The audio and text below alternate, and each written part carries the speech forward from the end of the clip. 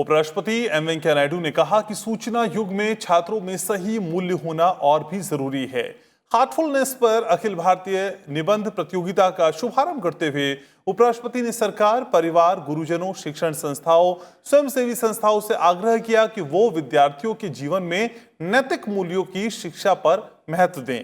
उन्होंने कहा कि हमारे युवाओं की क्षमता का उपयोग करने के लिए उन्हें शिक्षा देना जरूरी है और विश्वविद्यालय को अपना शिक्षा का स्तर सुधारना चाहिए, जिससे भारत विश्व में शिक्षा और इनोवेशन का केंद्र बन सके। नैतिक मूल्यों की शिक्षा हमारी शिक्षा प्रणाली का अभिन्न अंग होना चाहिए। शुक्रवार को एक कार्यक्रम के दौरान उपराष्ट्रपति ने नई शिक्षा नीति 2020 में नैतिक शिक्षा को शामिल किए जाने पर प्रसन्नता व्यक्त की।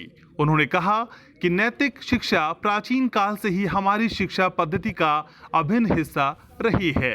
Present times, there is a greater need for focusing on inculcating the values of compassion, empathy, respect for elders, and religious tolerance among the youngsters.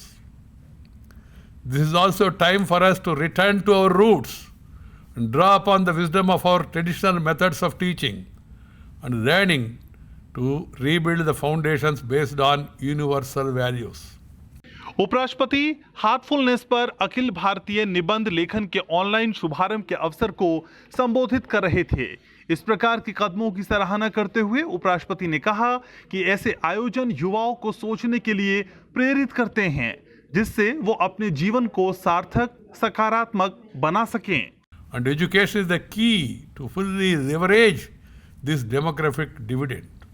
Our universities and higher education institutions need to vastly improve the standards to make India a leading hub of knowledge and innovation. There should be a greater thrust on research. Research is search for truth, ultimate truth, and collaboration between the academia and the industry. There is also a need for greater investment in research by both public sector and private sector institutions to create and promote the right ecosystem for innovative thinking to flourish. उपराष्ट्रपति ने शिक्षण संस्थाओं और उद्योग के बीच सामंजस्य की जरूरत बताई। शोध पर बल देते हुए उन्होंने अनुसंधान के लिए सार्वजनिक और निजी संस्थानों द्वारा निवेश बढ़ाने का आह्वान भी किया। हार्टफुलनेस अखिल भारतीय निबंध लेखन हर साल जुलाई से नवंबर के बीच संयुक्त राष्ट्र के अंतर्राष्ट्रीय युवा दिवस के अवसर पर आयोजित किया जाता है। रामचंद्र मिशन, भारत और भूटान के लिए संयुक्त राष्ट्र सूचना केंद्र द्वारा सम्मिलित रूप से इस कार्यक्रम का आयोजन किया गया। Bureau report, Rajya Sabha TV.